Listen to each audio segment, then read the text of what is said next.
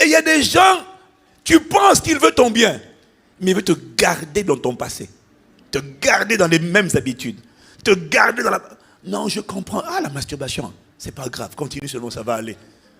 Je suis ton pote, tu n'es pas mon... Tu es peut-être pote, mais tu n'es pas mon ami. Tu n'es pas mon ami. Tu veux me garder enfermé dans des prisons? Tu n'es pas mon ami. Ton ami, ce n'est pas la personne qui t'écoute. Ton ami, ce n'est pas la personne qui te consacre du temps. Ton ami, ce n'est pas la personne qui t'apprécie comme tu es. Ton ami, c'est la personne qui te pousse toujours plus vers ton destin.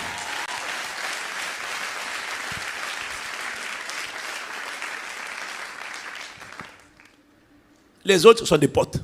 Amis, garde ça pour les gens qui te poussent vers ta destinée.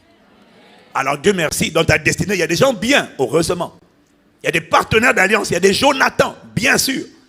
Mais dans ta destinée, il y a aussi des traites. Mais quand les traites se manifestent, ne les déteste pas. Rends grâce à Dieu de ce qu'ils sont exposés. Rends grâce à Dieu de ce qu'ils ont fait.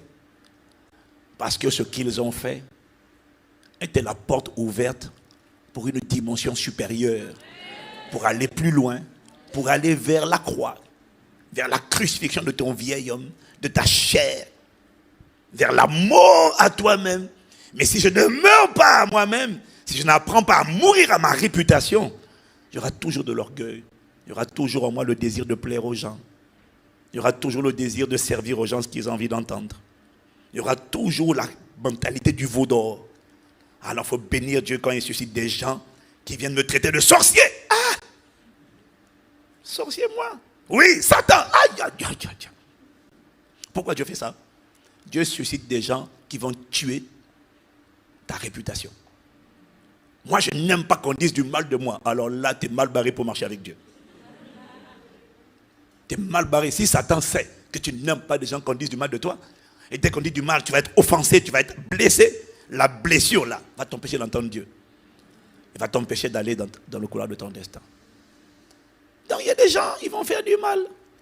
Mais le mal qu'ils ont fait, c'est ça qui t'a rapproché de Dieu. C'est ça qui t'a mené à la crucifixion des choses auxquelles tu t'es attaché. Alors, tu vas pas t'asseoir à table avec eux. Mais tu vas bénir Dieu de ce qu'il est passé par ces gens-là pour t'emmener à une dimension de mort à toi-même que ton adoration ne pouvait pas produire.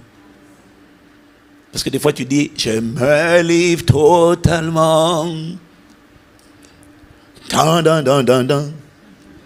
Je me livre totalement.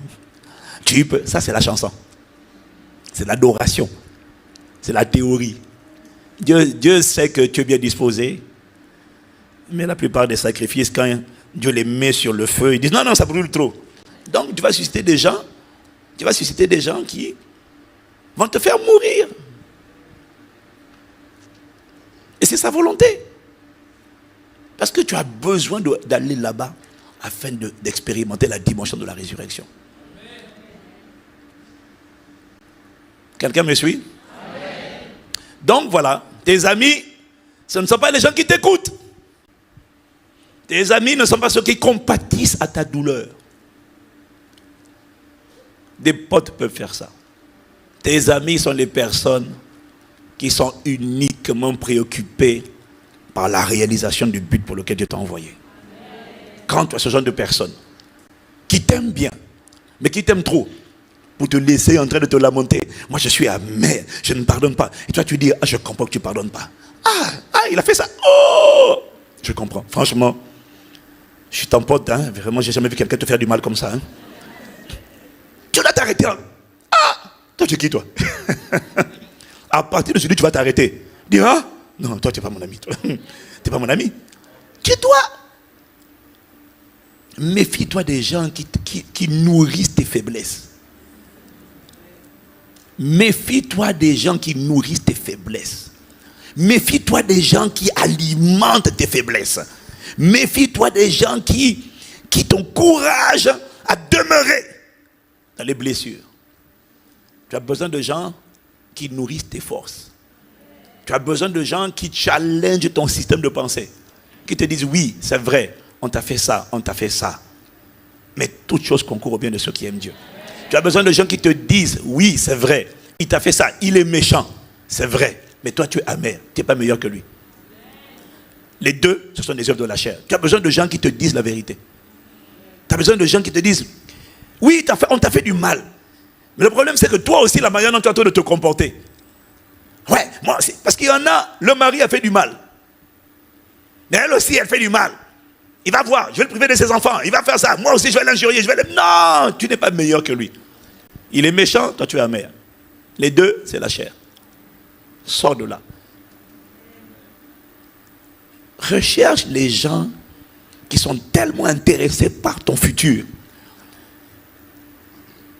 Le mal qu'on t'a fait, écoute-moi, le mal qu'on va te faire, qu'on t'a fait et qu'on va te faire, ça arrivera à tous les êtres humains, n'est pas suffisant pour empêcher ta destinée de briller.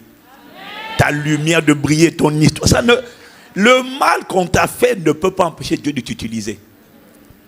Ce qui peut empêcher Dieu de t'utiliser, c'est l'amertume, c'est la colère, c'est la haine, c'est le ressentiment.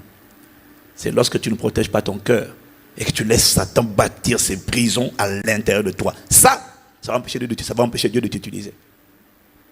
Mais le rejet, toutes ces choses-là ne peuvent pas empêcher Dieu de se servir de toi.